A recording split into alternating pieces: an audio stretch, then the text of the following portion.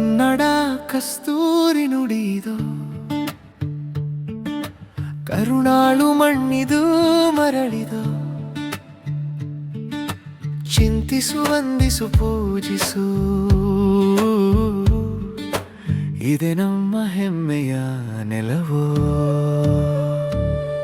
ಈ ಕನ್ನಡ ಮಣ್ಣನ್ನು ಮರಿಬೇಡ ಅಭಿಮಾನಿ, ಓ ಅಭಿಮಾನಿ. ಈ ಮಣ್ಣಿನ ಹೆಣ್ಣನ್ನು ಜರಿಬೇಡ ಅಭಿಮಾನಿ, ಓ ಅಭಿಮಾನಿ.